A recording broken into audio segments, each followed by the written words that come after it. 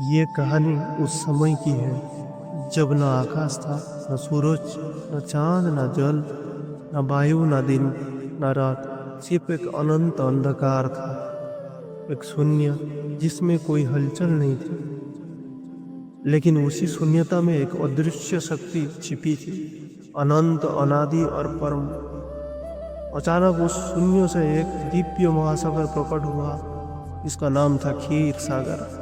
और उस महासागर में प्रकट हुए भगवान विष्णु शेषनाग पर विराजमान, शांत, स्थिर, अनंत। उनके हृदय की शांति ही संपूर्ण ब्रह्मांड की धड़कन बन गई। विष्णु की नाभि से एक दिव्य कमल उभरा, एक ऐसा कमल जो हजारों पंखुड़ियों वाला था, जो पूरे अंतरिक्ष को प्रकाशित कर रहा था। यही कमल आगे पूरे ब्रह्मांड का आधार बनने वाला था। उस कमल पर एक दिव्य पुरुष प्रकट हुए, जिनके नाम भगवान ब्रह्मा, चार मुख, चार वेद और अनंत ज्ञान से भरे हुए। उन्होंने पहली बार अपनी आंखें खुली तो उन्हें दिखाई दिया क्षीर सागर का अनंत जल और विष्णु का शांत स्वरूप। विष्णु ने ब्रह्मा से कहा, हे ब्रह्मा, यह संसार तुम्हारे द्वारा रचा जाएगा। तुम सृष्टि करो, जीवों को जन्म दो और इस ब्रह्मांड को गति दो।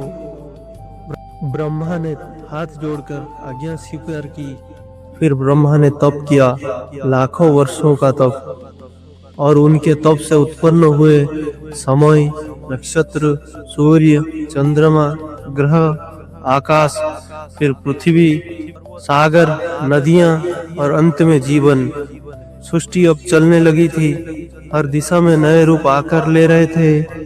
लेकिन सृष्टि केवल निर्माण से नहीं चलती, उसे संतुलन की आवश्यकता होती है। इसीलिए प्रकट हुए महादेव शिव, जो परिवर्तन, संहार और पुनर्जन्म के देव है। जहाँ सृष्टि बिखरती है, वहाँ से शिव नया मार्ग दिखाते हैं।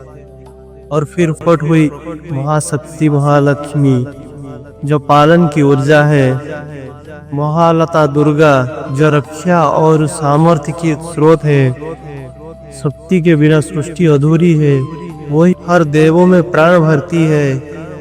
इस प्रकार पद्म पुराण का पहला भाग बताता है कैसे शून्यता से सृष्टि बनी, कैसे विष्णु ने आधार दिया, ब्रह्मा ने रचना की, शिव ने संतुलन दिया और शक्ति ने ऊर्जा दी।